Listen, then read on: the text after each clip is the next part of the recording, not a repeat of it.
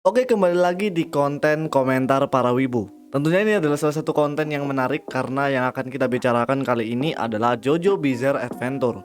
Meskipun aku di channel ini bahas bermacam-macam hal gitu ya, tapi sebenarnya aku pribadi ini bisa dibilang salah satu penggemar berat series JoJo Bizarre Adventure. Yang pastinya aku pribadi punya alasan tersendiri kenapa aku suka series ini dan memutuskan untuk ngikutin series JoJo ini sampai sekarang. Tapi tentu saja jawaban semua orang tidak akan sama. Sebelumnya aku sudah posting pertanyaan di tab community YouTube dan di situ aku menanyakan kenapa kalian menonton anime JoJo. Dan ini jawaban kalian. Alasan kenapa aku suka plus nonton anime JoJo Bizarre Adventure adalah karena plot ceritanya yang seru dan sering nggak ketebak. Ceritanya itu aneh atau bizarre atau sulit ditebak. Itu salah satu alasan yang banyak disebutkan di kolom komentar. Bisa dibilang elemen-elemen ini tuh yang paling mencolok di JoJo. Aku nggak tahu kenapa, tapi cerita yang dibuat dengan hal absurd dan aneh biasanya memberikan kesan pengalaman cerita yang benar-benar luar biasa. Makin sulit dicerna, semakin lama kita memahami cerita tersebut.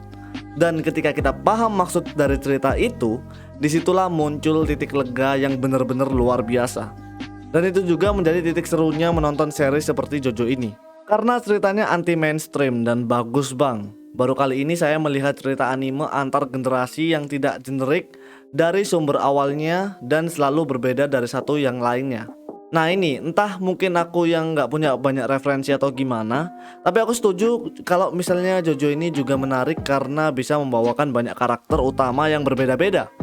Dan semua karakter itu berada di satu garis keturunan. Jadi kita bisa dibilang melihat semacam sebuah keluarga dari generasi ke generasi yang selalu menjadi pahlawan dalam menghancurkan kegelapan yang sudah diwariskan juga dari era nenek moyangnya. Jadi semacam pertarungan keturunan gitulah. Karena desain karakternya yang anti mainstream, kultur di anime ini banyak juga. Dan setiap petualangan di anime ini selalu berkesan menurut gue. Yes, sudah pasti, kultur. JoJo akan menjadi salah satu anime yang akan mengenalkan kalian banyak kultur yang berbeda-beda. Bahkan bisa dibilang beragam-ragam dari banyak negara. Dan kita bisa setuju hal ini bersama karena Araki sendiri risetnya itu bukan main. Sampai-sampai dia ini pergi ke negara lain untuk bikin series JoJo. Terus sih konsep kekuatan stand-nya tuh bizarre. Kayak bisa bikin resleting atau pancingan yang bisa nembus benda padat dan lain-lain. Ya masih panjang lah komennya dia. Daripada ceritanya, justru menurutku pribadi lebih ribet di konsep kekuatannya. Sekalinya ngeluarin konsep kekuatan, bisa-bisa ngebuat kita ini pusing sampai searching artikel pelajaran fisika, kimia, biologi di Google. Tapi itu menjadi nilai positif juga karena lumayan lah bisa menambah wawasan. Dan secara nggak langsung ngebuat kita berpikir secara saintifik, walau memang anime ini bukan acuan utamanya gitu kalau secara saintifik gitu. Karena style gambarnya yang berbeda dengan anime lain. Ini juga menjadi poin yang sering dibicarakan. Aku tidak terlalu banyak paham secara pandangan seni, tapi terakhir kalinya banyak orang yang berkecimpung di dunia seni ngomong kalau JoJo ini anime bagus buat referensi art atau desain. Kalau dijadikan referensi acuan, berarti memang JoJo ini punya kelebihan dalam nilai seninya. Pertarungannya menggunakan otak, bukan modal teriak flashback atau teriakan harem yang minta tolong. Dan masih banyak lagi komentarnya. Ini yang sempat aku jelaskan juga di konten sebelumnya, di mana JoJo memang menabrak gaya shonen pada umumnya. Dan itu dikonfirm oleh Araki sendiri.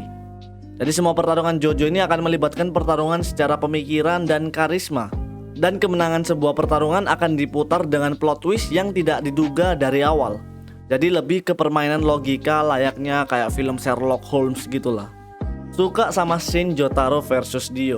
Scene ini memang populer banget, bahkan yang nggak nonton JoJo pun bisa tahu scene ini. Bahkan bisa-bisa nggak sengaja kalau scene ini tuh muncul di beranda YouTube kalian. Kalau hal ini tentu gak ada lawan. Memesnya JoJo ini terlalu mendunia dan pastinya para reaction meme ini tidak akan lepas dari memesnya JoJo. Contoh kecil aja di Indonesia, memes JoJo ini pernah dipakai dalam feed promosinya akun resminya XL. Jadi kurang hebat apa lagi. Dan dari sini aku akhirnya paham juga gitu ya, kalau series anime sering menjadi memes populer itu menandakan kalau series itu berkemungkinan ramai diminati banyak orang. Contohnya seperti kemarin yaitu Komisan, walaupun sebagian besarnya itu ramenya di luar negeri. Dulu ngatain JoJo anime guy, terus karena bingung gak ada tontonan, jadi dicobalah buat nonton JoJo. Malah jadi JoJo fans sekarang. Banyak juga yang nonton JoJo ini karena mencari pembuktian soal gay dalam animenya, dan akhirnya malah jadi suka. Apakah ini bagian marketing para fandom JoJo? Tertarik sama nama karakter yang pakai nama, band, judul lagu, dan vokalis band. Nggak nyangka aja bakal storyline-nya bagus dan banyak memesnya juga. Mungkin terkesan biasa saja buat orang lain tentang penamaan karakter atau stand dari sebuah band atau musik ternama.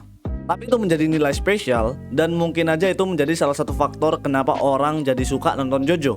Aku juga pecinta musik tahun 80-an dan 90-an, makanya aku bisa rasain hal itu juga. Jujur, cuma buat tahu asal JoJo referensinya. Nonton JoJo buat cari apa maksudnya JoJo reference. JoJo reference itu memang ada, cuman sebagian besar yang dilempar orang-orang itu sekedar komedi aja sih.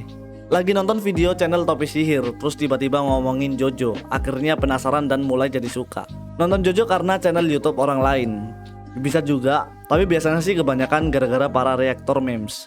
Pertama kali tertarik saat aku bermain Jump Force. Di situ ada karakter Jotaro dan Dio. Lalu saat mencoba karakternya terlihat menarik karena aura-aura dan muda-mudanya. Kalau kalian nggak tahu apa itu Jump Force itu game resmi dari Shueisha.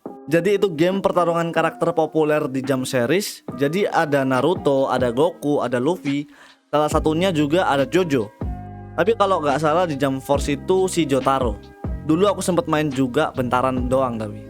Karena openingnya bang, semuanya keren banget. Nonton JoJo karena openingnya. Bisa dibilang nilai tambahan dari anime ini. Openingnya itu nggak sekedar opening, tapi ada juga semacam tambahan-tambahan scene yang bikin makin seru juga gitu. Ibarat orang nonton film Marvel sampai kreditnya habis. Kurang lebih kayak JoJo juga gitu. Nonton JoJo itu kalau nggak pakai openingnya itu serasa gimana gitu. Animenya sugoi, sama gue suka sound effect-nya.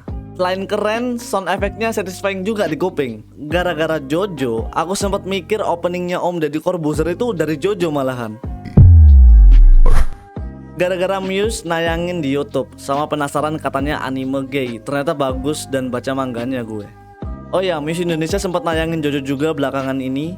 Makanya makin banyak yang ikutan nonton. Atau mungkin ya sekedar rewatch saja lah. Awalnya sih ya karena lihat di TV nggak sengaja. Tapi saat ku tonton jadi suka gaya artnya dan meme-nya. Tapi ya saya nggak terlalu sering nonton anime JoJo. Ya jadi nggak terlalu suka aja. Tapi benerankah apakah emang ada di TV? Aku terakhir buka TV itu di tahun 2019. Itu pun gara-gara pasang siaran Animax di TV. Kalau di Animax pas itu sih ada JoJo gitu. Tapi kalau TV Indonesia sih kurang tahu apakah emang ada gitu. Dari Muhammad Yuki Surya. Ceritanya unik dan menarik dan selalu berganti. Nilainya S+. Opening dan endingnya keren. Visualnya, komiknya menggambarkan seni banget dan kombinasi lagunya yang keren sesuai tema dan bernilai. Nilai opening 1, opening 2, opening 3, opening 4, opening 5. Ada penilaiannya juga. Tokoh dan penokohannya unik, stylish dan wataknya keren. Nilai S+. Latar yang selalu berubah, mulai dari mengitari Eropa, lalu mengitari Amerika Eropa, lalu mengitari Jepang Mesir, lalu kota Morio, fiksi. Lalu mengitari Italia dan mengitari penjara Amerika. Alur S+, unik, selalu berganti dan gak monoton. Part 1 tentang Jonathan yang harus mengalahkan Dio, saudara tirinya yang telah berubah menjadi vampir karena topeng batu dan mengubah orang-orang menjadi zombie. Untuk itu Jonathan mempelajari teknik Hamon dari seniornya si Zeppeli. Part 2 tentang kisah Joseph yang ingin menyelamatkan dunia dari para Pillar Men dan bertualang mengitari Amerika Eropa mencari batu merah bersama Caesar dan Lisa-Lisa menggunakan teknik Hamon mereka. Part 3 tentang kisah Jotaro yang terpaksa harus menyelamatkan ibunya bersama pasukan debu bintang lainnya, Avdol, Kakyoin, Polnareff, Joseph dan Iggy. Dengan kekuatan stand mereka yang bermakna kartu tarot dan berpetualang dari Jepang hingga Mesir mengalahkan para pengguna stand lainnya dan menghadapi Dio di Mesir. Part 4 tentang Josuke yang selalu menemukan misteri di balik pembunuhan berantai di kota Morio bersama Koichi, Okuyasu, Jotaro dan Rohan, melawan para pengguna stand dari berbagai profesi dan mencari anak panah Dio yang menghilang. Part 5 tentang kisah Giorno, anak haram Dio atau Jonathan yang bermimpi untuk menghapus gerbong kejahatan di Italia dengan menjadi bos mafia. Untuk itu dia harus masuk ke organisasi passion dipercaya teman-temannya yaitu Bucciarati, Mista, Fugo, Narancia, Abakio dan melindungi Una dan bertarung melawan anggota passion lainnya dan berakhir melawan bos. Part 6, kisah Jolin yang ingin keluar dari penjara karena merasa tidak bersalah dengan dibantu Jotaro, Emporio, Anasui, Witripot, FF dan Hermes mencari tahu dalang dari sebuah keanehan yaitu Enrico Pucci. Jadi dia nonton JoJo ini karena pengen buat skripsi. Semangat ya skripsinya. Salam fans JoJo. Salam dari Wijay. Karena aku ingin tangguh dan berotot dan belajar percaya diri seperti pria sejati. Oh jelas, JoJo bisa buat kalian termotivasi untuk menjadi pria berotot dan tangguh. Contohnya kayak si Jotaro. Salah gambar. Karena aku dilahirkan di dunia, nggak ada yang peduli Charles. Belajar kodam. Tunjukkan eksistensi kalian. Hadir. Karena ini tontonan lelaki sejati dari zaman bapak saya. Bawamu laki-laki banget ya mas.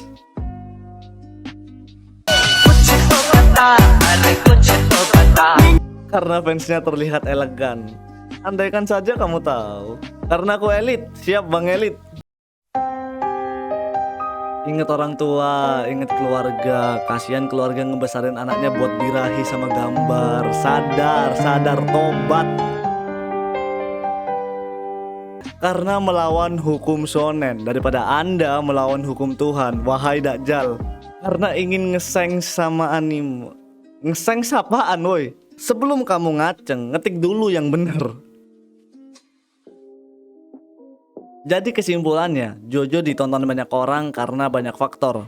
Seperti konsep kekuatannya, cerita yang bizarre, referensinya, bahkan karena memesnya juga. Jadi sekarang aku bisa paham kenapa banyak orang yang nonton JoJo. Mereka datang dengan cara menikmati yang berbeda-beda. Jadi gimana menurut kalian? Kurang lebih kalian bisa tambahkan di kolom komentar. Maaf kalau gak bisa respon semua komentar kalian karena semuanya itu banyak banget.